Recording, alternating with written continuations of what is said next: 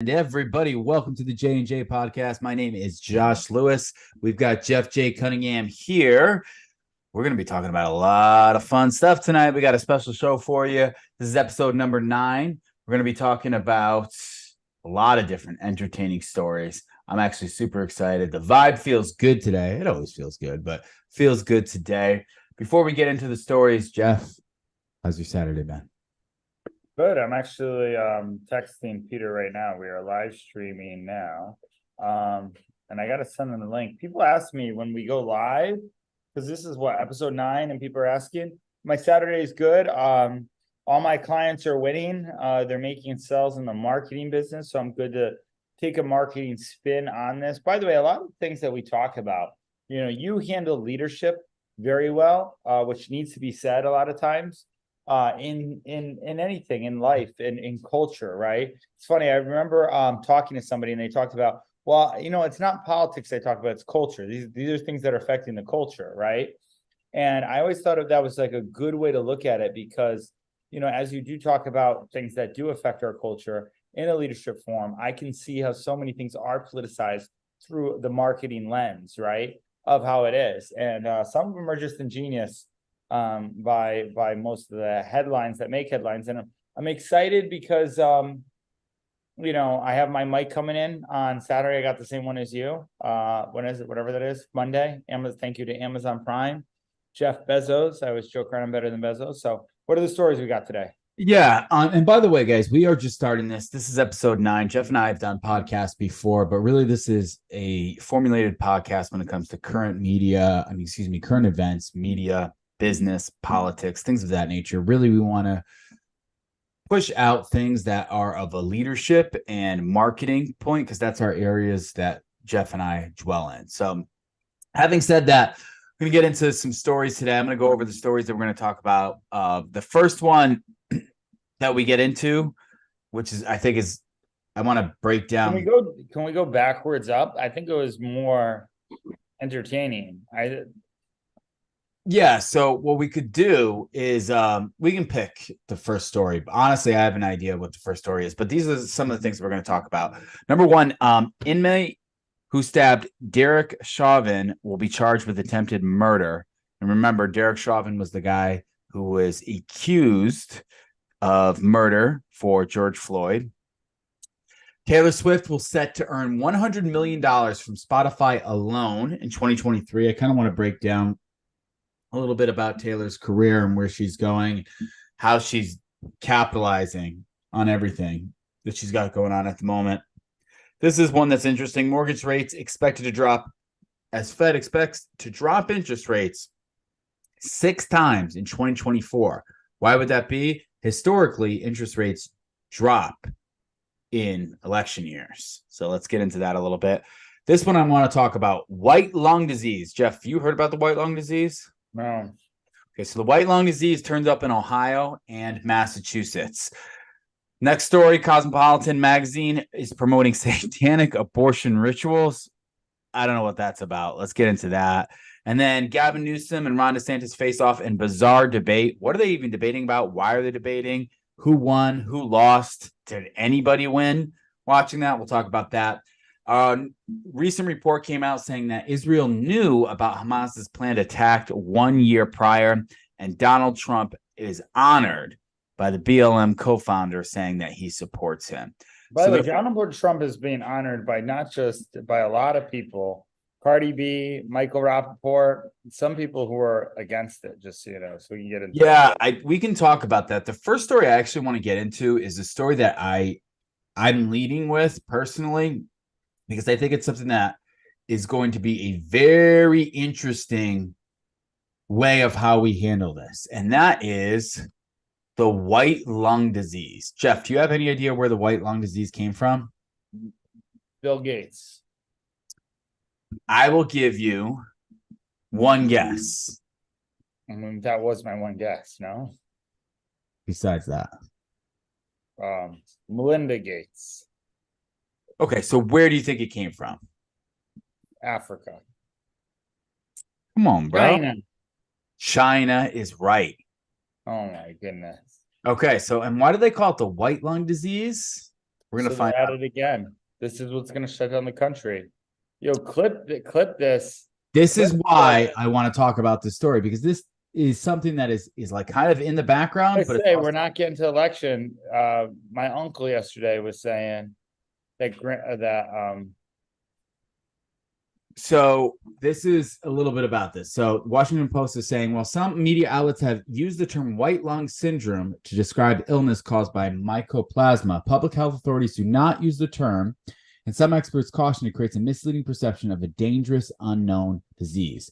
Ohio pneumonia outbreak is not white lung or linked to China. That's what Washington Post is saying. But we're going to get into this a little bit more, because this this is ongoing, and it's been developing over the past few days. So all I searched was white lung disease, and now Ohio pneumonia outbreak is not white lung or linked to China. That's what Europe is saying. Mysterious white lung pneumonia is impacting children. Here's what you need to know. What is mycoplasma pneumonia, dubbed walking pneumonia? Amid child pneumonia outbreak, infectious disease expert reveals Ohio white lung pneumonia cases not linked to China outbreak or novels. Which one do you want to go into this? You want to go Washington Post, CBS News, Fox News, Forbes? How do you want to dive into the story? it doesn't matter. I mean, it's funny they're saying it's not linked to China just like that. Like that's in the leading. This is why I want to talk. This is why I want to talk about it. So, what is white lung? Funny, what's his name was Let's click on this. What is white lung syndrome? A mysterious pneumonia outbreak similar to China's. All right. If we can get into this. I did click allow. Come on. Hold on 1 second. Some tactical difficulties. We need what's that guy's name that we said hi to when we were at the PPD podcast? We need a Rob. We need a Jamie. Rob will be. The outbreak dubbed white lung syndrome has sparked speculation online of a new pandemic threat 4 years after COVID-19 first emerged in China. So a concerning outbreak of a novel bacterial pneumonia strain termed the white lung syndrome. Sounds like a metal band. We are the white lung syndrome. Has gripped many countries around the world. The respiratory illness predominantly affects children between the ages of 3 and 8. While the precise cause of the pneumonia outbreak remains under investigation, experts suspect it may be associated with a newly identified strain of Mycoplasma pneumoniae, a common bacterium responsible for respiratory infections. What is white lung syndrome? So the syndrome originates from distinctive white patches on the chest, X-rays in affected children. Do you remember? I think Mom used to talk about this. If you see white spots on your chest, do you remember? Yeah, I do. And that was when what? That was 30 years ago. And now I think this is the same thing. It's just coming back. I don't know. I'm not a doctor. So the term includes various respiratory illnesses like acute respiratory distress syndrome, a pulmonary alveolar mycolithiasis, and basically related conditions. So basically, what are the symptoms? White lung syndrome symptoms differ based on the cause, but common signs include shortness of breath, coughing, chest pain, fever, and fatigue. It sounds like COVID again. They just gave it a different name. Exactly. That's why I want to talk about this. Underlying cause, the exact cause of white lung syndrome is still being investigated. We don't know, but it is believed to be caused by a combination of bacterial, viral, and environmental factors. Viruses such as influenza or COVID-19 can cause white lung syndrome by damaging the lungs' air sacs. What is the treatment? Treating white lung syndrome varies based on its cause, with options such as antibiotics, antivirals, oxygen therapy, mechanical ventilation, and basically steroids. Soon, Pfizer and Moderna will be cashing in on the white lung syndrome and create a vaccine, and we will shut down the whole entire earth again. No, it doesn't say that. So as we're going over this, Jeff, A, have you heard of the white lung syndrome? And B, what are your thoughts about this? First time I heard about it, listen, I said it before on the J&J podcast episode 2. We will not get to the 2024 election. That is my prediction. And this seems like this is how. So I mean, that's very easy for me to predict. I hope we do, and I hope we get a fair election at that. With that said, we're on the brink of World War III. Trump is still leading the polls. We need insert white lung syndrome. Yeah, I mean, listen, I get it. I just don't know. Would they be willing to, fool me once, shame on me, fool me twice, shame on, fool me once, Well, here's the thing. Can you look up Bill Gates? And I know this is kind of off, but calls for pandemic in 2025.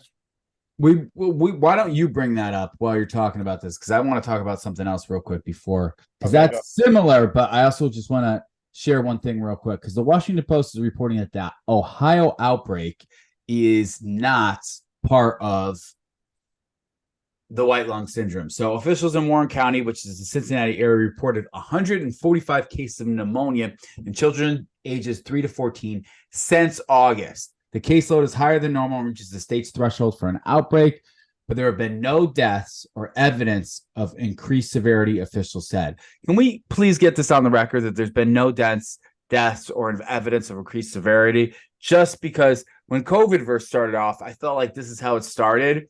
Like, it's not that big of a deal, but then it became a big deal.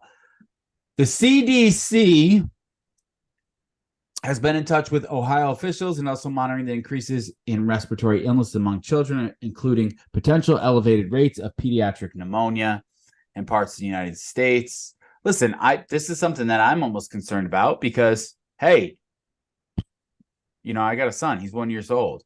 More children are going to the ER with respiratory viruses. So from October, we went from a little bit above 15,000, 17,000, and now we're at 42,000. So the 2023 data covers a subset of emergency departments tracked by the National Syndrome Surveillance Program. It does not include pneumonia cases, which can be caused by multiple pathogens. Children are defined as those of under the age of 18. So right now, it just seems to be, hey, this is basically another flu, but it's affecting children from ages 3 to 10. So I don't know much about this. I don't think it's going to be propagandized as much as COVID was, but I think it was interesting to touch on this just in case, like, we could be the first ones talking about this. Because I think people are kind of touching on it, but they're not paying attention to it. You found what Bill Gates is saying? There's going to be another. This is a New York. Here's the thing. There is. Listen, the Black Plague, right? We've talked about the Black Plague before. I don't know if we've talked about the Black Plague on this show, but Black Plague was horrible. It was back in the 1200s. It killed nearly, I think, 18 million people. I forget the exact. I'm looking it up on my phone. But the Black Plague, now it's the white lung, but the Black Plague was something that we had to worry about. Well, we didn't have to worry about it, but as a society back then, we had to worry about it. So it's called the Black Plague, otherwise known as the Black Death, the pestilence, the Great Mortality, was a bubonic plague pandemic occurring in Western Eurasia and North Africa from 1346 to 1353. It is the most fatal pandemic. Let me share your screen. It takes away from me. This is the most fatal pandemic ever recorded. So that is, I think that's what everybody feared COVID to be, but I don't know. Let's see what our boy Bill Gates said. There's a bunch of articles as well that says back in 2023, which we're still in 23, Bill Gates predicts what the next pandemic will be.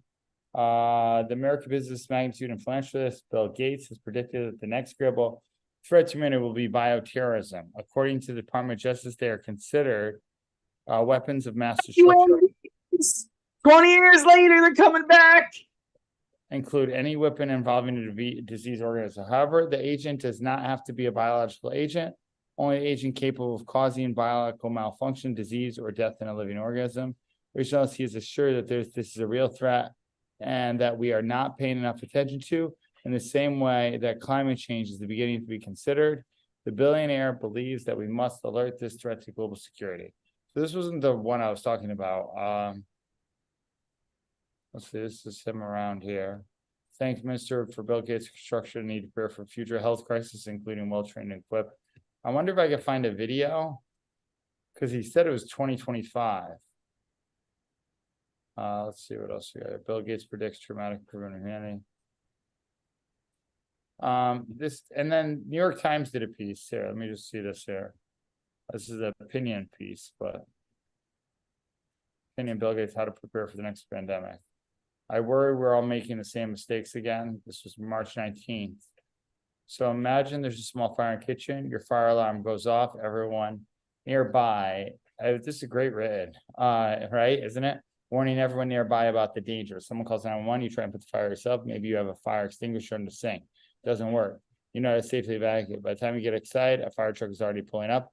Firefighters. So he basically says when the World Health Organization first heard of COVID, this pandemic just over 3 years ago, it marked failure to prepare for pandemics. I'm optimistic about the network with the WHO and its partners being called the Global Health Emergency Corps. This network is the world's top leading, ready, that government. One of the missions, I'm trying to think, ask COVID-19 to be successful. I'm trying to think if there's a time where he said it. Running drills. We can't afford to get caught like that again. The world must take action now to make sure COVID-19 becomes the last pandemic. This will require two things. First, public health leaders from all countries need to partake. Next pandemic could emerge anywhere. It's the emergency corps. All right, I thought I read, and maybe I was wrong, but he is predicting something to happen again. He's saying we're not doing enough again, which is the same story. So he could say, I told you so. I'll say that too. We're not doing enough to prepare for the next pandemic. Yeah, I mean, I honestly don't. At this point, I don't even know if I trust Bill Gates and what he's trying to. Dude, I don't think anybody trusts Bill Gates. I don't think anybody trusts the government. I don't think anybody trusts. There's a lot of less trust going. Who do you trust now? You know, it's crazy. Speaking of who do you not trust, I want to get into the next story. So, next story that I want to briefly cover. I don't want to go too deep into this, but I think it's worth talking about. So, inmate who stabbed Derek Chauvin 22 times is charged with attempted murder, prosecutors say. So let's unpack this. So Derek Chauvin was stabbed in prison 22 times by a former gang leader, and one time, this is crazy, FBI informant who told investigators he targeted the ex-Minneapolis police officer because of his notoriety for killing George Floyd, federal prosecutors said Friday. John Tursarak was charged with attempted murder after a week after the November 24th attack at the Federal Correctional Institute in Tucson, Arizona. He told correctional officers he would have killed Chauvin had they not responded so quickly, prosecutors said. Tursarak, who's serving a 30-year sentence for crimes committed while a member of the Mexican mafia prison gang, told investigators he thought about attacking Chauvin for a month because he is a high-profile inmate, but denied wanting to kill him, prosecutors said. He's accused of attacking Chauvin with an improvised knife in the prison law library around 12:30 on Black Friday, the day after Thanksgiving. Correctional officers used pepper spray to subdue Tursarak. Prosecutors said the Bureau of Prisons said employees performed life-saving measures. Chauvin was taken to the hospital for treatment. Let's see. A lawyer. I want to see if we have. Okay. Chauvin was sent to FCI Tucson for maximum security Minnesota State Prison in August 2022. Simultaneously served a 21-year federal sentence for violating Floyd's civil rights and a 22-and-a-half-year sentence for second-degree murder. Chauvin's lawyer at the time had advocated for keeping out of general population away from other inmates, anticipating he would be a target. In Minnesota, Chauvin was mainly kept in solitary confinement, largely for his own protection. Last month, the U.S. Supreme Court rejected Chauvin's appeal of his murder conviction. Separately, Chauvin is making a long-shot bid to overturn his federal guilty plea, claiming new evidence shows he didn't cause Floyd's death. Have you heard about that, by the way? Yeah, I have. Listen, the whole thing was politicized 100%. I believe there's people who die or look probably even worse than this. I've seen worse murders on Instagram than maybe this one, and nothing are right on that level. But I did see the other footage, and who knows with AI what's true anyway these days. But it was definitely a hit piece to incite riots and And that's like, if anybody doesn't see that, you're not looking enough. And listen, because of how it was politicized so much, 100%, I could see you put them in and I don't know why they call it maximum security prison when everybody's getting stabbed, Well, maximum security, like I always hear that maximum security prison, someone got stabbed, being a manager is not like running a prison. In fact, it's the exact opposite. However, if you're a manager, you have certain goals, and the people that you hire are going to have different goals. And you have to make sure that, you can control those and kind of work with them. But the same concept still remains when it comes to a maximum security prison. You have people who are maybe corrupt or maybe just, unfortunately, they're now biased because of all the junk that they've seen. Now, what they do is when things like this happen, it's very challenging for them. There's no respect from the inmates to the guards, and the guards don't respect the inmates, and the inmates don't respect the guards. So it's like a free for all. It's almost like the guards have become the inmates, and the inmates are becoming the guards, and it is unfortunate. Having said that, the breakdown of what happened, I remember when George Floyd was killed, and I remember watching the videos that were shown at the time, and even our friends who were cops were just like, this is bad. This is not good. It looked bad. It felt bad. It was very, very heavy. I remember feeling really, really Dude, I did a bad. video about it. I did a video. I remember feeling really, really bad, and everybody was posting their black squares and all that nature and everything. And I mean, I get it, but like, I got it. Like at the point, I was like, man, this is heavy. And then about 6 months later, they released the full footage, and you heard a little bit more about the story. Not saying that what Derek Chauvin did was right by any means. However, if you see the whole everything that happens, Derek Chauvin originally was trying to pass a $20 counterfeit bill. That's the reason why the cops came there. He had a counterfeit bill. It was, yeah. And he was trying to pay for something for us. Somebody called the cops. The cops came, and then he started fighting. He started resisting right away. Like even when he was in his car, when they pull him out of his car and they're talking to him like he's a normal human being. But he is already starting to panic. He's starting to seem like he has a panic attack even before they have their hands on him. And he's saying, "Oh my God, I'm having a hard time breathing. I can't breathe." And then when they put him in the back of the car, he's claiming, "I can't breathe. Get me out of the car. Get me out. Get me out." So they pulled him out, and he started trying to get away. So that's why Derek Chauvin put him down. So when you saw things, and the timeline of that might be incorrect, not exactly correct, but when you saw it, and the whole context was, I remember watching it and being like, oh my God, why didn't we release this whole thing? Because there was just one side and everybody's filled with hatred. And I'm not saying that, listen, the whole situation was a mess, but if you watch the whole thing in context, you kind of were able to understand, like, oh man, this guy, George Floyd, really messed up. He broke the law. He was high on drugs. He was fighting against the police. And the police probably made some bad decisions, but it was ugly on both parties. And that wasn't released. Yeah, I agree with that. It was released like he was this innocent man who just got murdered. That's how it was released. And we all believed it. I believed it. Everybody believed it. It was like, oh my God, this is horrible. How could this guy do this? Like, yeah, I'm just. Even with Ben, though, the whole procedure, even with him not breathing and the drugs killing him, the way it was done, and listen, I'm not a police officer. I didn't choose that profession. Just the knee on anybody's neck just never looks good. I don't care where you're at. Oh, especially does not. There's UFC fights that don't look good, but it's when someone dies. I don't care if you're a gangbanger. I don't care if you're Mother Teresa. It's sad, man. Anybody who dies, it's sad. Like I don't get when people like laugh when people die. I never got Kill Bill and all those movies that do like satire. I never thought it was funny. Right. So here's the thing. This is something that's interesting, worth looking at. And that is this.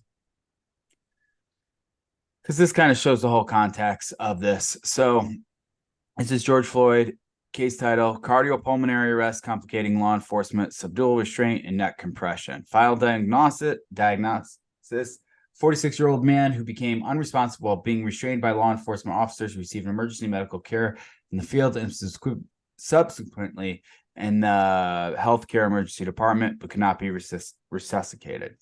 Blunt force injuries, basically had face, upper lip, injuries on his lips, blunt force injuries on the shoulders, hands, elbows, and legs, pattern contusions in some areas of brace, other wrists, natural diseases. So he had heart disease, hypertensive heart disease, left pelvic tumor. He had a tumor. And this was like the like almost shocking part of this. No life-threatening injuries identified, no facial or conjunctival. No, I don't know that word. No injuries or interior muscles of neck or laryngeal structures, meaning his throat. No scalp, soft tissue, skull, or brain injuries. No chest, wall, soft tissues injuries. Rib fractures other than a single rib fracture from CPR. Vertebral column injuries or visceral injuries. Incision and subcutaneous disinfection of posterior and lateral neck, shoulders, back, flanks, and buttocks, negative for occult trauma. Toxicology. So this is the crazy stuff. Have you seen this, Jeff? Yeah, I did see it when it came out. So see attached report for full details. Blood and drug novel psychoactive substances screens, fentanyl, norfentanyl, 4-ANPP, methamphetamine, caffeine positive, cocaine positive.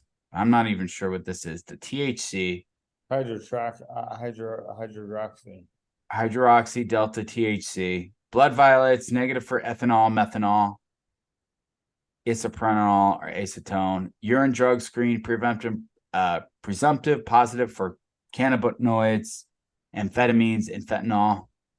Urine drug screen confirmation, morphine free. So it was also positive for COVID-19, 219 CoV RNA. Since PCR positivity can persist for weeks after the onset and resolution of clinical disease, autopsy result most likely reflects asymptomatic but persistent PCR positivity from previous infection. So he was previously infected. So did he get the jab? No, they're saying that he had it. He already had COVID, but it was still in his system. So the challenge with this is he had a lot of drugs in his system. And I think the report was that he had drugs on him. And then when the cops pulled him over, he swallowed all the drugs because he did not want to, be found with the drugs. So he just started overdosing. And that's one of the things we literally watched on the video. Sad situation, really was. But now it seems like I get it. Derek Chauvin being put away, but he was put away for a 22.5-year life sentence for killing someone when the autopsy report is kind of showing something different. So it's like now this guy's getting stabbed 22 times because of what we all believe to be true.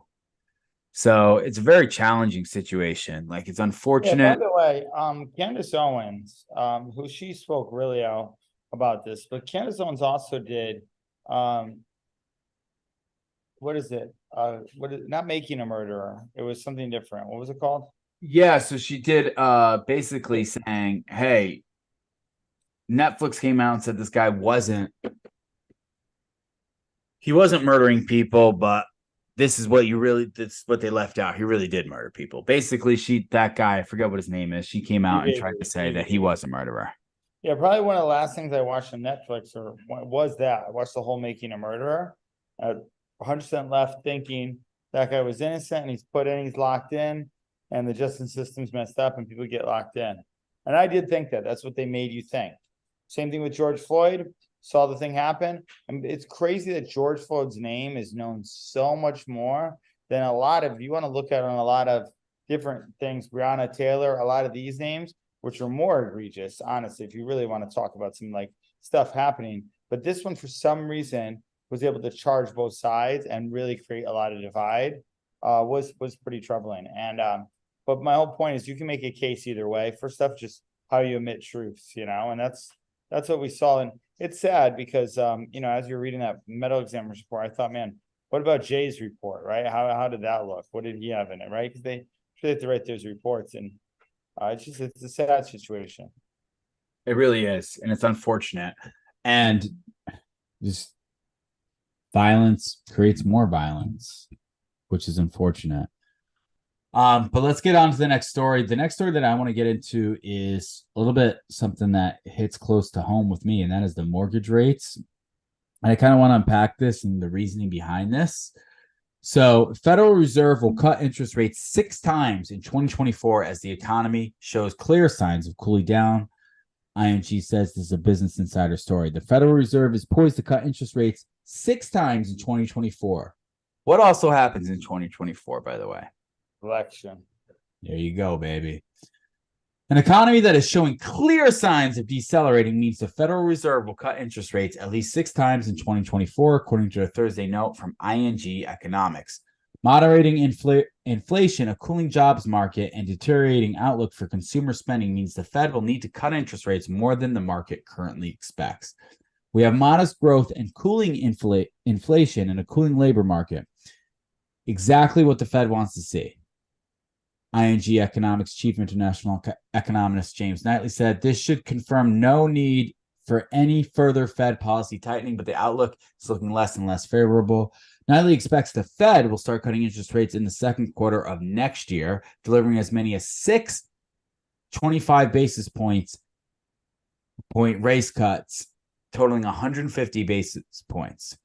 Knightley expects the interest rate cuts to extend into 2025 with at least 4 25 basis point interest rate cuts. Meanwhile, the futures market suggests the Fed will cut rates by 125 basis points next year. Knightley's expected rate cuts would bring the effective federal funds rate to about 3.83% at the end of 2024 and to 2.83% at the end of 2025 compared to today's Fed funds rates of 5.33%. Those rate cuts should prove stimulative to the economy over time, but not immediately. Changes to the Fed funds rate often come with a lag between 12 to 18 months before they're felt. Knightley highlighted that while the job market remains solid, evidenced by weekly jobless claims will remain in the low 200,000 range. The jobless claims we can see are going up and down. I want to see if they talk a little bit about mortgage rates in this, and they don't. So, do you know who owns the Federal Reserve? Who owns the Federal Reserve? It's 7 board members. Jerome Powell's one of them. And then Philip H. Jefferson, Michael S. Barr, Michael Bowman, Lisa D. Cook, Andrea Kugler, and Christopher J. Walker. Where are you getting this? On Google. Because when it said it, I was like, you said the Federal Reserve. I'm like, who makes up these rules? So I see it's saying the Federal Reserve System is not owned by anyone. The Federal Reserve was created in 1913 by the Federal Reserve Act to serve as the nation's central bank. The Board of Governors in Washington, D.C. is an agency of the federal government and reports to and is directly accountable to the Congress. So I guess controlling the Federal Reserve. So I think what has happened is, let's see, can we see? I want to look into this, but what are your thoughts about them lowering interest rates? Yeah, dude, I don't know. I just think I don't know who Jerome Powell is. I don't know who any of those people are. But I know the Fed has more control even than the president, and it makes me rethink running for president because who's really in control anyway, Well, I think, jeez, I'm getting so many ads on all this stuff. I think right now, what we are I like what Vivek is saying about using the land and going back down to zero balance budgeting, because right now what we're doing is just making it for a crash. We're just setting up for a bigger crash. Yeah, unfortunately, I think that's the truth. Because if you So lower interest, good. no, I was just gonna say here's a good over time.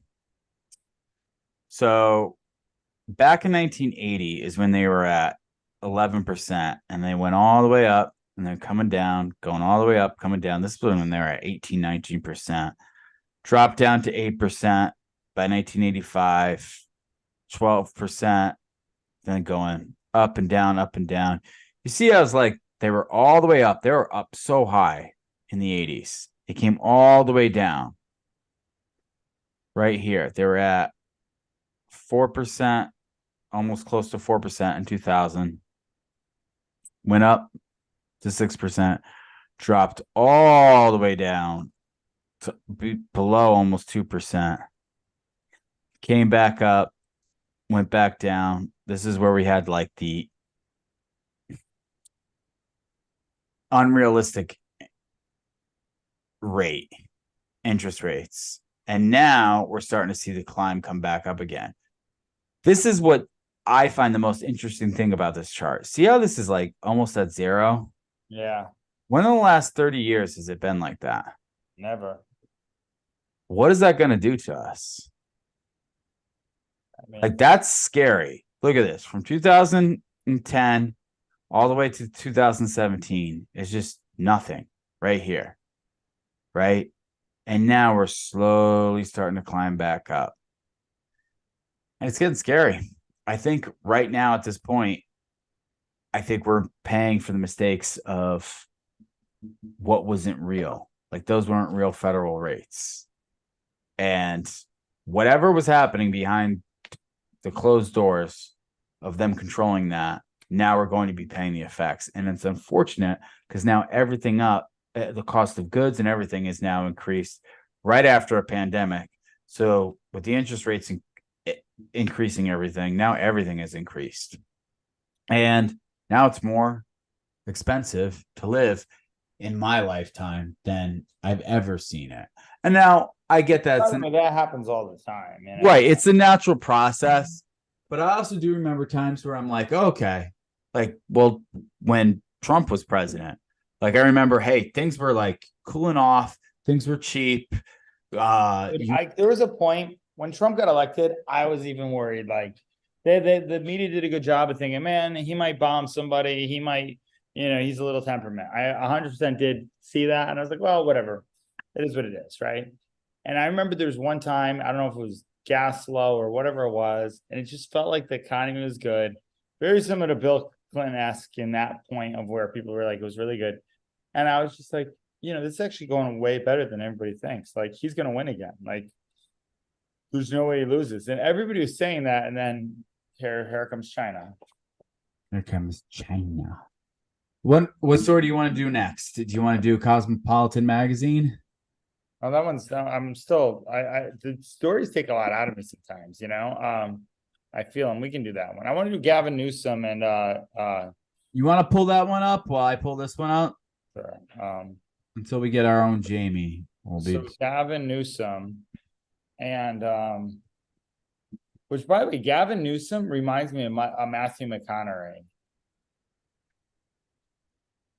I guess I can see that.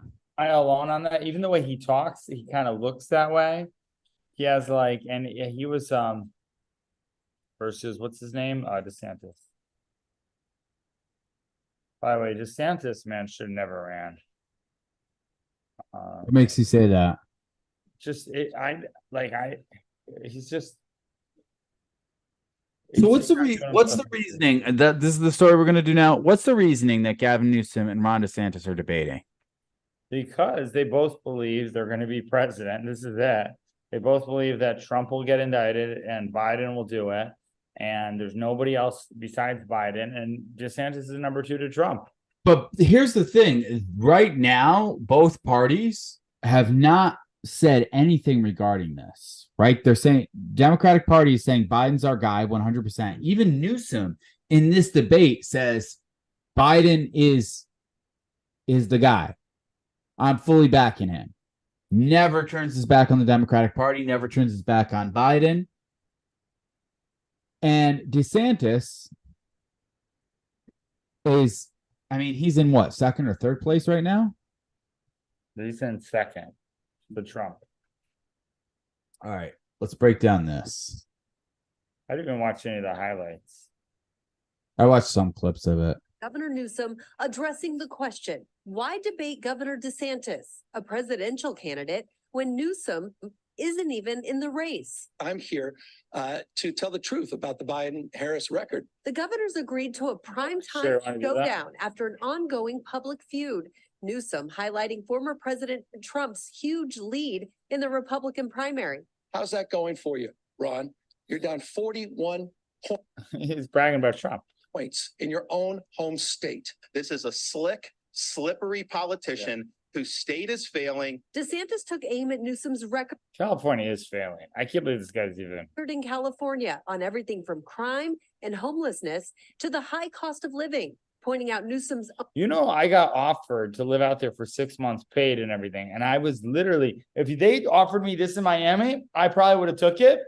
I did not want to stay in because literally this scene right here is what I saw when I was in California. living, pointing out Newsom's own father-in-law moved away. Well, I was talking to a fella who had made the move from California to Florida, and he was telling me that Florida is much better governed, safer, better budget, lower taxes, all this stuff. And he's really happy with the quality of life. And then he paused and he said, "Oh, by the way, I'm Gavin Newsom's father-in-law." Newsom Is this supposed to be a joke?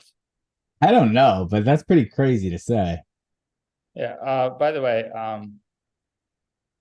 that's attacked DeSantis for his views on LGBTQ issues and for flying one thing I will say to DeSantis, he brought out the little children's book. Did you see that?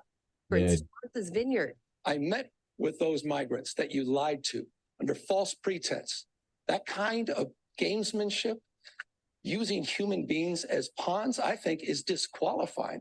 The issue of abortion offered another sharp contrast. So extreme is your ban that criminalizes women and criminalizes doctor that even Donald Trump said it was too extreme. I think we're better off when everybody counts, when everybody has an opportunity to do well. And that bill attaches when there's a detectable heartbeat for the child. In the end, Newsom offered this assessment. There are profound differences tonight, and I look forward to engaging them. But there's one thing in closing that we have in common is neither of us will be the nominee for our party in 2024. Well, so he's taking a shot at him. All right. Hey, girl. So I mean, I don't know if we need to really read any about this too. I don't know how many times I can say just making stuff about a shadow campaign. He said, "I appreciate the respect and the work the president is doing." What man? Vice President, it's the Biden-Harris campaign and team. So yeah, listen, this guy's an egomaniac. Newsom's state, I understand why DeSantis took it. His state is winning, everybody's coming here. California's not. Just stats alone, data, 100% makes Ron DeSantis easy on it. I will say charisma. If you say whatever you are about him being on whatever type of governor he does have charisma. He speaks more. He looks like your typical slick politician guy. He does, you know. It would behoove the Democrats to run him. He's way more charismatic. He's way more competent than But I Biden. just don't know how he wins with that record. But I guess he does, man. Maybe he's the anti. Okay, so how does Biden win? Dude, how does Biden win? How does he? Let's say you and I are Team Biden. You and I are on Biden's team. How do we figure out a plan to get Biden elected? Okay, so Jeff, you are on Biden's team. You're Biden vice president of marketing, and I'm vice president of I don't know, PR. How do we help Biden get elected? Dude, I don't want to help that. I get it. I'm with you. I'm just saying, how does he get elected? Like, just taking a step back, politics aside, how do you get him elected? So see, I won't even take a client like that, but let's say Biden comes to me, I'm on his marketing team. You show off. I mean, you just show off that I mean, it's tough, man. You got to show, like, it's weird. Biden does have a way about him. He is the Democratic version of Trump, unhinged, old, from the whole thing. You have to show him. Dude, I don't even know, dude. I don't even know how he says in there, but you'd have to show. There's parts of him where he's kind of funny, and you'd have to do that stuff. There are parts where he almost has that Trump funniness to him, and I think it's more senile where Trump's more. You heard what's his name? Say it. It was Bill Maher, I think, said it to Joe Rogan that, or it was, I think it was him. He was just like, no, I'm with you. Trump is, he even said it. Trump is more about his wits than Biden. Even with Biden, because he's fallen down so much, because he's just doesn't feel like physically, just forget about him being a racist, forget about him sniffing kids, forget about all the really bad stuff that just makes me just think he's just a weird guy. And you say, okay, let's try and brand him, hide all this stuff under like we did, forget about Hunter Biden and his whole son and everything, and his brother, who apparently I hung out with a girl here who knows his brother, who's a nightmare too. If you make him just like the regular grandpa on that thing of, hey, I'll take care of everything, no big deal. That's the only way I think you can do it. And then you might as well embrace some drag queens, because that's what he did before, you know? So if I'm going to try and get Biden elected, I would be doing what I do now, which is, if you noticed, Biden will stay center during public debates against people. One of the great flaws was Donald Trump didn't realize in their debates how centered Biden was going to come. He just stayed center. No, come on, man. We need to help people out here. He seemed like a unifier, right? And Donald Trump was just attacking him. Because Biden is very good at towing the line in the public, or his team is, and then when he's not in the public, they just do whatever they want, which is the extreme versions of saying, hey, we're going to run Bidenomics. We have no idea what we're doing regarding that. We're going to lie about saying that the inflation records are better than they currently are. We're going to hire people who are not fit for the job just so they can fit all these DEI things, and it's just going to turn everything our country into the ground. So I think if I were to try and help Biden get elected, and I'm getting to a point on this, if I were to try to help Biden get elected, I would say, do what you're doing right now. Whenever you're public, stay center. And then when you get elected again, just do whatever the fuck you want, because that's what Biden's doing. And he's going far left extreme in his policies and his actions. But when he says things, he did this with the debates with Trump, he would be in the center. Like, he would be like, well, we need to do this. He became like a unifier. And that's what he did for his last State of the Union speech, which, by the way, I see through this. I'm like, okay, you're saying all this, but what are your actions? Well, what are you doing? Right? All politicians too, man. Correct. So, having said that, even me trying to figure out how I would get Biden elected is exhausting to me. If you ask me, how would you get Newsom elected? I would say, oh, but we got to figure out how to spin California or whatever it is. But I know he's going to help me. He's going to have the charisma. He's going to have the charm. He's going to be able to spin things really well. Biden, dude, if I'm trying to get Biden, that's exhausting. So how does Biden win? He doesn't win. Chris Cuomo said he wouldn't vote for Biden, basically. Cardi B said he wouldn't vote for Biden. Who was the other person? I'm waiting for the Breakfast Club guy to do it. Charlemagne? Yeah, the Black Lives Matters founder did it. And then Ron DeSantis, did you see this? Posted that he supported him on his Instagram. Ron DeSantis, do you see that? That he supported who? Ron DeSantis tried to do it like a shot at Trump, saying, look, this guy supports Trump on his own Instagram. Which, I don't know what DeSantis is doing with his marketing. You want me to show it to you? Yeah, show it to me. I gotta go to my Instagram.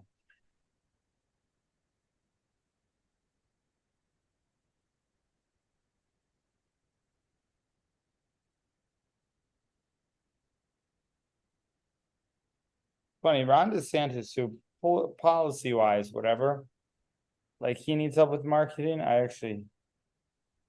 Oh. Okay, so this is him. I'm in Florida and I love Florida. So I think he does. Look, he posted some clips. He got some views. But look, did he take it down? No, it's right here. Look, see. So is this the article you want to go over or no? It's gonna be, so we'll get into it after. Spoke with Mark Fisher yesterday. Great guy. Very honored to have his and BLM support. I have done more for Black people than any other president. Lincoln?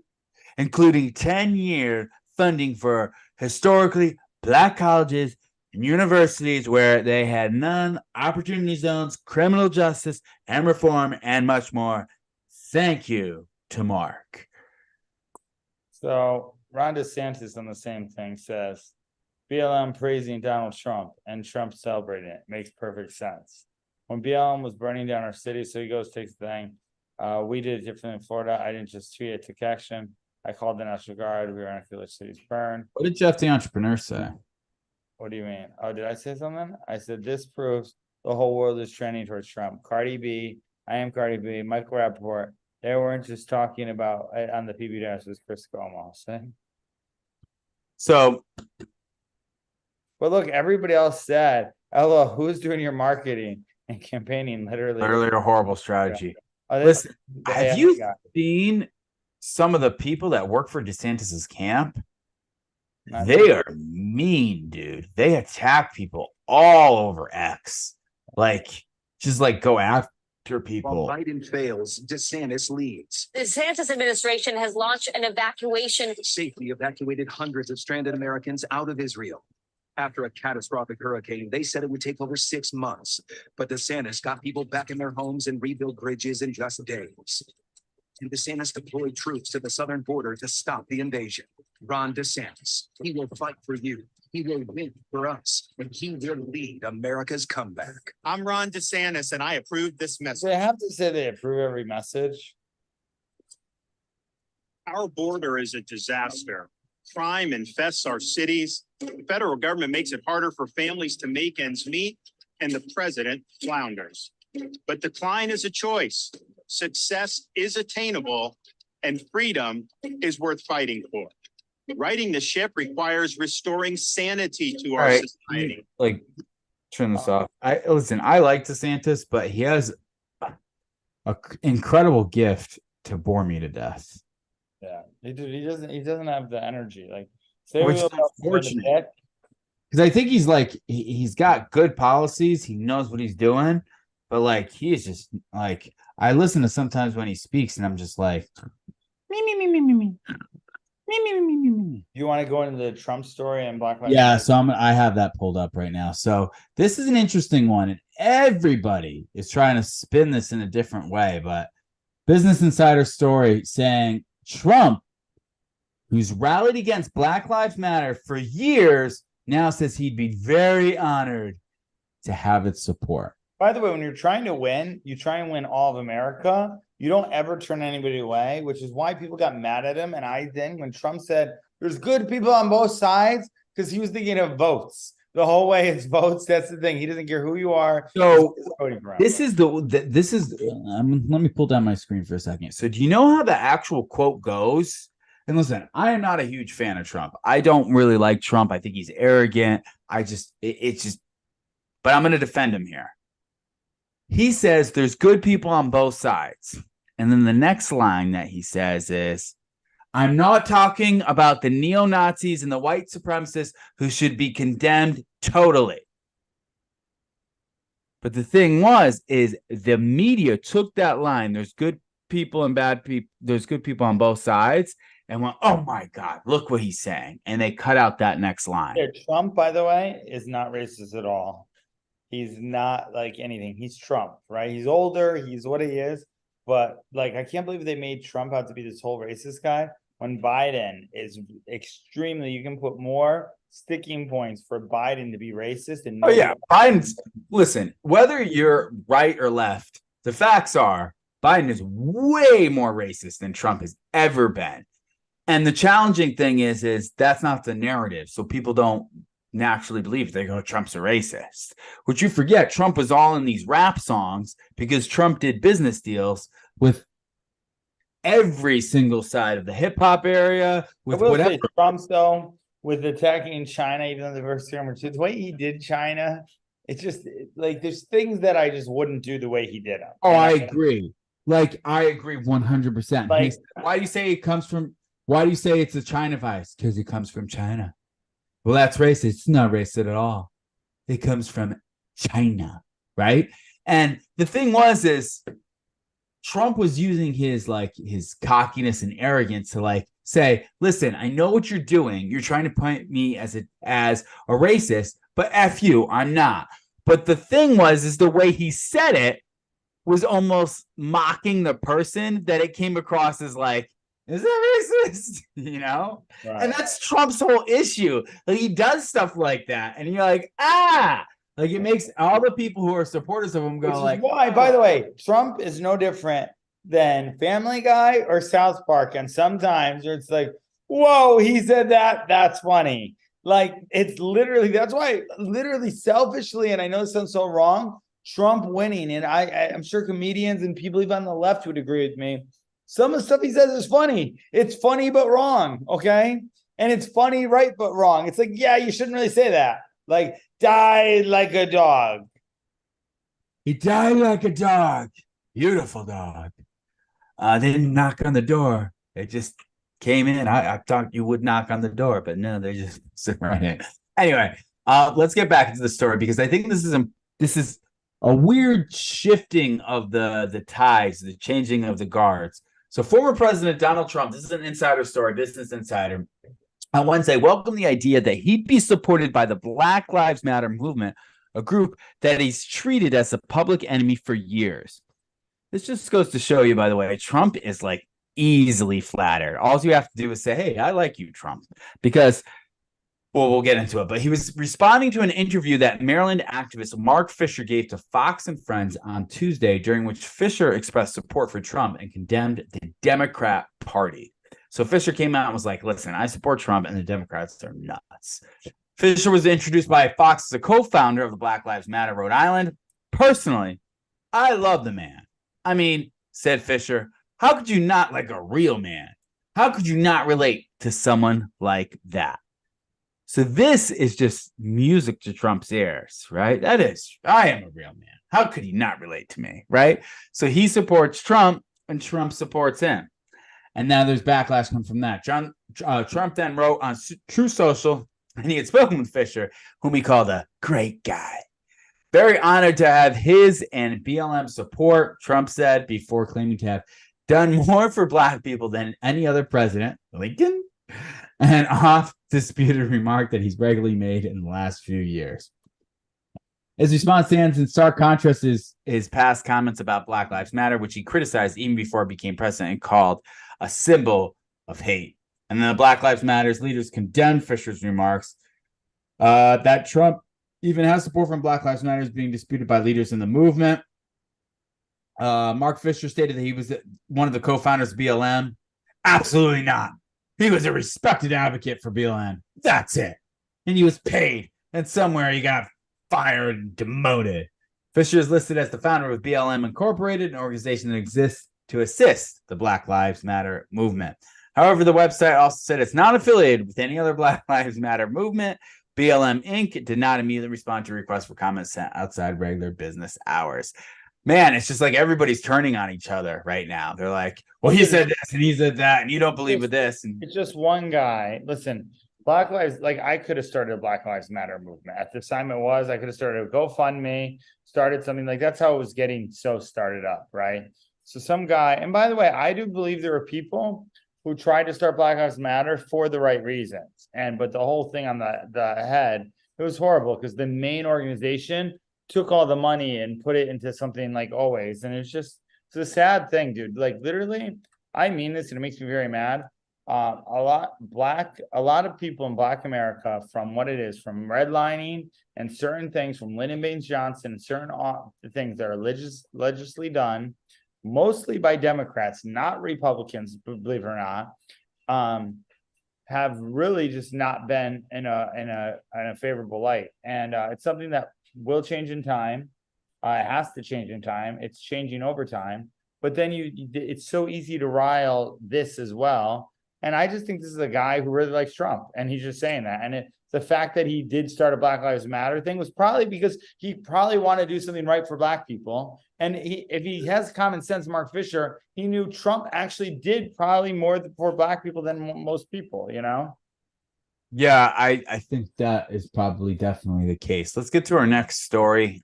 This one is, I just want to touch on this briefly because this is something that I want to talk about that adds value to my wife and my son are home. Oh, he looks tired. So anyways, let's get into this next story.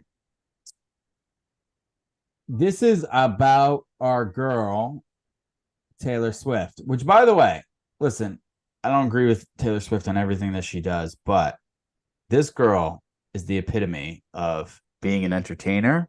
She is like the Justin Timberlake and the Michael Jackson of our time.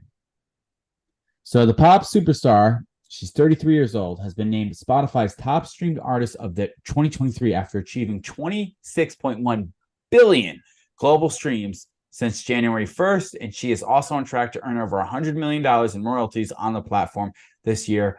People can confirm. So she's going to make $100 million from Spotify based on her 26.1 billion global streams.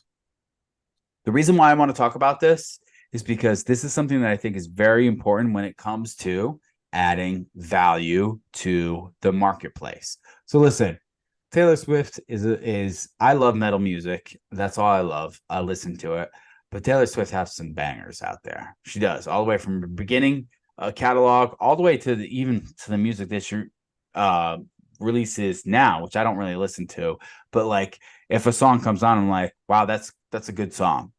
This girl has consistently put out music. She's consistently put out not just music that sounds good, but created storylines, drama around the storylines, gotten her fans involved in it to the point where she has raving fans, and now everybody's listening to it. And then she doubled down this year, which I think this is one thing. This is the reason why I want to talk about this. She went viral this year just by starting a concert and having a concert, like a 3-hour-long concert. And people were going to it and just telling everybody, you have to go to this. Word of mouth. So whatever they did, her team and her did and said, all right, we're going to spend 1 hour on this, 2 hours on this, 3 hours in this. And when people come here, not only are they going to say they loved it, but they're going to tell other people about it. Yeah, that's true, because I felt that. I felt people saying you got to go. Everybody was saying it. And listen, I'd rather go to a metal show any day of the week of Taylor Swift. But I'm seeing all these people come out and saying, her show's amazing. You got to go see it. I'm like, well, maybe I would go see it. And I think that is one of the key things that people tend to, and this is more what I want to get into this, is she's adding so much value to the marketplace because she's an entertainment factor, right? She's in the entertainment space. So the entertainment space is saying, hey, we want to just be entertained. We don't want any drama. We don't want any Disney shit. We don't want any of this. We just want to be entertained. And Taylor Swift has done a good job of kind of staying out of the controversial light. She's made some controversial comments about like Biden, about how she supports Biden, supports the Democrats and things of that nature, and thinks a woman's right to choose, but hasn't gone crazy woke, right? And now people are just saying, you know what? We don't care.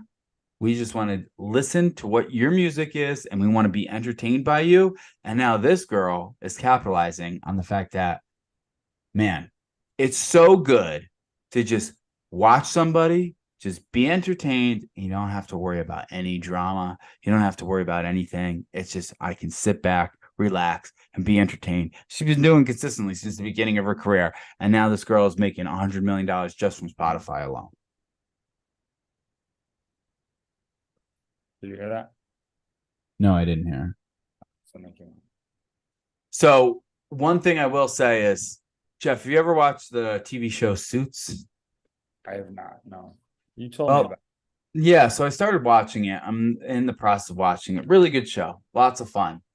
But I realized something. I'm in the 5th season watching it. I realized what kind of makes the show refreshing is I don't feel like they're preaching to me. The show was done in 2011 all the way to 2019. So I don't know, maybe later on the show they'll like try and force different storylines down my throat. But it's pure entertainment. I don't feel like they're telling me that I need to have a trans kid.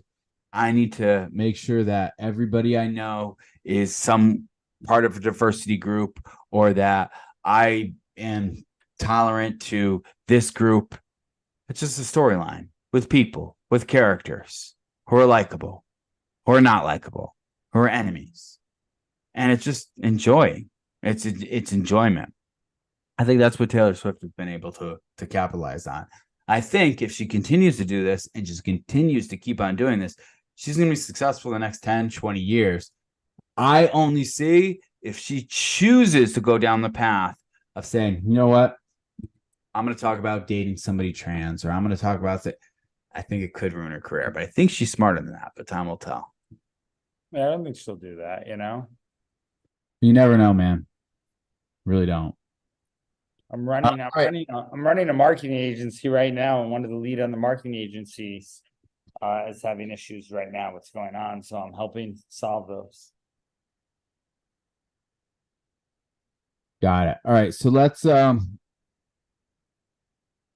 go into our last stories here. So the only people who are reporting on this is religious organizations. So so like for instance, Catholic Vote or CBN are the only ones that are reporting on this. But I think it's necessary that we talk about it. So Cosmo just posted how to get a satanic abortion. This mocks the sanctity of motherhood and Christianity. It's discussing that a mainstream magazine that claims to empower young women but serves as sick content. So this is what Cosmo posted. So how does a satanic abortion ceremony even work? Patients of all faiths are welcome at Samuel Alto's Mom's Satanic Abortion Clinic in New Mexico, along with medical counsel. TST offers free ceremonial supports to everyone. Abortion ceremonies are totally optional and customizable. Here's a simple one TST recommends. So we've got the upside down cross. First, find a quiet space.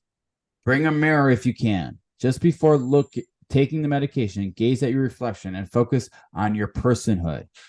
Home in on your intent, your responsibility to you. What are your thoughts on this? Is there more? There looks like there's more now. There is more, but I don't have it. Okay, gotcha. Dude, I don't know. I know this stuff exists. Actually, it's funny. Steffi Gomez, she came to me, and as I rededicate my business to God, Lord, she's like, "Oh, I'm glad you did that." And I said, "Oh, why?" And she shared a picture for at Halloween, and she's like, "All my friends were in this satanic stuff, and I really felt a demonic. I felt a dark presence." So what makes her believe in God was the dark presence, right? And she didn't want to be in that anymore. So I just think it's crazy because there's definitely people don't talk about it, and it's maybe not seen, although it is seen more mainstream with Sam Smith and all this stuff going on now, right? They're really just like being egregious about it now. But dude, there's evil out there. There's present darkness. There's definitely it doesn't shock me at all, honestly. So one thing, sorry, just trying to make sure you can hear everything correctly. So Aleister Crowley, do you know how Aleister Crowley is? So he was like one of the founders of the Satanic movement. And I think he helped write the Satanic Bible. I could be wrong about that. But he has a saying, which is, and you'll see this, by the way, in places, it's called, "Do what thou wilt." It's do what thou wilt is the whole of the law. And what that means, that's satanic, by the way. That means do what the fuck you want. It's all about you. And if you notice in that abortion thing, it said, this is about you. It's not about anybody else. Because one thing that satanic religion, if you want to call it a religion, has figured out that is if you are able to focus on you, then you become selfish and you can justify anything, which means you can justify murder, you can justify rape, you can justify all these things because it's about you. So do what thou wilt, meaning do whatever you want, do whatever feels good. And that's the whole of the law. That's what the quote is. Do what thou wilt is the whole of the law, meaning do whatever you want. So listen, abortion is a complicated topic because, listen, I strongly am against abortion. However, I don't think abortion should be illegal. People go, what? Why do you think that? Listen, when I heard my little guy's heartbeat, I was like, who could ever believe in abortion? Like, it was 11, 12 weeks, whatever it was. It's very beginning. And I was like, oh my God, that's a life right there. Like, who could ever want to take that away? Having said that, when you make it illegal, sometimes, unfortunately, there are times where abortion is a medical procedure that is necessary. So I don't think it should be illegal, but I think it should be not a choice that people want to rush into. I know that is very extreme beliefs where everybody says, hey, do what thou wilt, right? Which is a satanic belief. Do what's good for you. Don't care about this life. Don't care about this child that you had no cause for, but do whatever you want. And I think that's the antithesis of the abortion movement right now, which is do what thou wilt, do what you want. And I think, the Church of Satan and them promoting it kind of makes sense to me. Yeah, I mean, I said it before, any life that dies, it's very sad at any level. I was just telling you, there was just a thing where Sylvia prayed that the little baby couldn't receive the heart, and the little baby died, and they were praying for the thing, and they needed a heart transplant, right? Yeah. And the baby was just born, was on ventilators. Yeah, dude, it's not good when anything dies. And listen, so bad too, because when you have women stand up for it, and listen, I've had women say to me, how can you even have an opinion? You're not a woman, right? On this is my body, my choice, right? Which is the same thing for COVID. And I understand that very well. I also think it comes from women who, mom had an abortion, right? And you see what happens. And there's so many bad things that happen to people when it happens. It's not a good scenario in any way. I don't think a woman really wants to have abortion. I don't think that's ever the case. If it is, then maybe satanic, it's pretty bad, right? It's evil. Well, I think it's justifiable because if you say to people, do what thou wilt, meaning like do whatever you want, and that's the relief, right? That's the whole of the law. Meaning that is the belief that they force in on, then people will do anything they can they will justify anything that they do in order to make sure that they do not feel pain. So if there's like this, oh man, maybe I shouldn't have done this, they'll justify it any day of the week.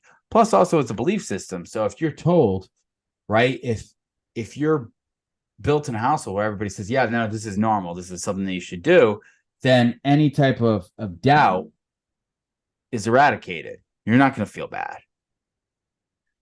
Which is unfortunate, I think, where we're at right now with society. All right, let's get into the last story and wrap this up. As I got my son, I got to put to bed. This story is interesting and it's developing. I don't know if we're going to have much commentary on this, but this is a CNN story. Israel was aware of Hamas's attack plan over a year ago, New York Times reports. So Israeli officials obtained a document describing Hamas's battle plan for its October 7th terror attack more than a year before the militant group carried out the assault. New York Times reported Thursday, citing documents, emails, and interviews. A roughly 40-page document did not give a date for the attack, but outlined point by point the kind of deadly incursion that Hamas carried out in Israeli territory in October, according to the Times, which reviewed the translated document. Israeli military and intelligence officials dismissed the plan, assessing that it would be too difficult for Hamas to carry out. The document, which the Israel authorities codenamed Jericho Wall, detailed an assault that would overwhelm fortifications around the Gaza Strip, take over Israeli cities, and target key military bases. It was followed with precision by Hamas on October 7th, the Times said. On that day, Hamas militants struck across the border from Gaza in a coordinated assault, taking more than 200 hostages and killing around 1,200 people, the largest such attack on Israel since the country's founding in 1948. The attack was widely seen as a major Israeli intelligence failure, with a number of top defense and security officials coming forward in October to take responsibility to some extent for missteps that led to the attacks. Later month, Israeli Prime Minister Benjamin Netanyahu received sharp public criticism after he accused security chiefs in a later deleted social media post of failing to warn him about the impending attack. On the contrary, all the defense officials assessed that Hamas was deterred, Netanyahu wrote at the time. According to the Times, the Jericho Wall document was circulated widely among Israeli military intelligence leaders, but it's unclear whether Netanyahu or other top political leaders saw the document. So basically, in other words, Israel had a heads up that this potentially could happen, but looked at Hamas and said, well, you guys are 10,000 strong. We're how many ever strong we are. This is not realistic. They're not going to do this. So they didn't take much credence to that. This is what this is saying. Yeah, I'll admit, until this, I haven't put much like I knew always Israel and Palestine were always fighting, but I never put much attention onto it. Since then, since everybody's becoming scholars and jumping to sides and saying stuff, they're talking about Israel mowing back the lawn and Gaza and just all these different sides from different stuff, and it's all made to divide stuff. And at the end of the day, dude, war is war. It's never good. People die that are innocent. It makes we've had a history of stuff as well that's gone on, and it wouldn't shock me as if in this war was any different than like 9/11, where they knew something was going on and they swept another wrong because there's oil and we come out to oil. We're right in it, but it comes out. It wouldn't shock me if it comes out. We read it before about there might be oil in Gaza and America funds Israel to fund them to go in there, clean and bomb. Like, why are we even bombing that much? Like, we're not even doing it. Israel is, but like we're funding it. Like it's after, and I understand to get out evil. I definitely understand to get that out and eradicate it.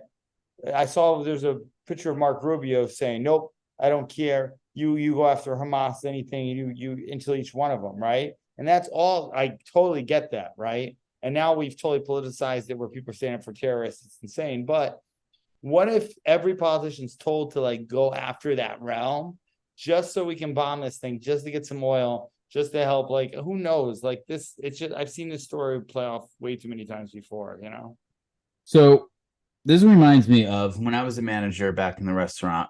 Whenever, and this is not the same thing. This isn't a great example, but it's not a bad one. When I was a manager in a restaurant, I would hear from other people saying, "Hey, did you hear Jeff? Jeff's about to leave. He says he hates working for Josh and he's about to leave. Did you hear that?" And an employee would say this, a line cook would say this. And then basically it would be, "Hey, they do not like you. They're talking smack." And it wouldn't sit well with me. The first time this happened was when I was first in management and people were like gossiping to say it. And I let it stew with me for a while, as opposed to actually confronting the issue. So what happened is I would walk around becoming paranoid, look at the person, go, "Did they not like me? What's going on?" As an insecure leader, you're thinking all these things. People don't like me. What's the reason why they don't like me? And then all of a sudden you're trying to like be nice to the person because you want them to like you. And it's like this cluster, what, of just emotions and fear and everything. So I kind of built a little system that whenever it happened, I was going to do really three things. Number one, if there is a threat, meaning if somebody's saying something about somebody else and they're saying this person doesn't like you, all right, what I have to do is I have to investigate that. That's the second step. And how I would investigate that is I would probably go up to the person and say, "Hey, listen, how have we been treating you? I want to have a conversation with you. I haven't talked to you in a little while. And really, you've been on my radar. So how have we been treating you? Have we been treating you well? Have we not been treating you well?" How's that going? And I would listen to them. And then I would evaluate everything that they say. Is it true? Is it not true? But the one thing that I didn't do was ignore the threat. Because when I did, it just stewed with me and I was worried and I didn't know what to do regarding it. So if there's a threat, I evaluate, I investigate it, and then I evaluate it. Is it real? Is it not real? And then I decide what to do with it. I think a lot of times governments, you get a threat, you're going to get always threats. The investigation part is either a coin flip. Do they do it or do they not? You know, sometimes you hear threats all the time. And what the problem is when you hear threats that are happening all the time, people tend to go, they always say that. It's like the boy who cried wolf. So there's no investigation. Now, I don't know what has happened in this scenario particularly, but as a good example of what to do is if you do have a threat, if you do have something, you need to investigate it right away, to nip it in the bud, to find out if it's right or if it's not. Too many times me as a leader is I would just ignore it because I didn't want to confront the situation because, oh my God, what if the person didn't like me? That's a reflection on me. That means I'm a bad leader. I would feel insecure. So when I did that, I would just pretend it didn't exist, but the problem would get worse. So my fix to this was just get out in front of it. I think governments need to keep on doing this more, and that is get out in front of it. If there's not a hidden agenda, meaning if there's a threat and then a government tends to look the other way on purpose because they gain something from looking the other way. I don't know what the deal is about that. But there were reports of the 9/11 attacks, like, hey, there's threats happening. And we kind of went, that's really not that big of a deal. If there's a threat, whether it's small or it's big, you got to have somebody who's investigating and then evaluating. Is this true or not? So you know what decision to make as opposed to just ignoring it. Because when you ignore it, it's like ignoring a toothache. It's not that bad right now, but it could turn into something worse. And then you got to remove the whole entire tooth. So that's my thoughts regarding this scenario. Yeah, I mean, thinking about that, I just think war is messed up. I think 100% I could see that happening. I think in marketing, you can write a piece like this is one thing this is why starting your own press company makes sense, because we have to be at mercy to all these press companies that put out different narratives in marketing. It's George Floyd, this, etc. Whatever we want to say. This could not even be true. And they just wrote a piece. You know what I mean? This is also true as well, which is to do it. But the one thing I will say is you talking about employing your employees made me think of, because I have a VA agency and I source and hire and say the talent is good for the person and they train with them. I'm often in a place very much like that, where they don't like the new manager, but so I have to come back and coax that and make that relationship work. It's a very interesting dynamic, but using that whole sheet of, hey, what are we doing? And training the person to do that is key, you know? Yeah. What do you like? What do you not like? And dive into it on all parties and make sure that honesty is like the main priority of the discussion. Like, hey, we're being honest here. And that's why I always started off with, because I learned when I would talk to team members, I would say, I want to talk about everything that's going on. They go, yeah, I got a ton of shit on you. And I would say, all right, what do you got? And they would be like, well, this sucks and this sucks and this sucks. And it would just be like them shitting on everything that's going on. So that's why I'd say, all right, we're going to start off. But then I want you to be open. I want you to be honest with me. And there's no wrong answers here. I'm going to ask you a series of questions. And this is for you, but it's also for me. But first off, how's our company treating you? What's good about our company? What can you focus on right now that's good? And I forced them to start off with a positive because I wanted them to be realistic and not emotional in their negative aspects. And then I'd say, okay, what else? What can we do to be better as a company?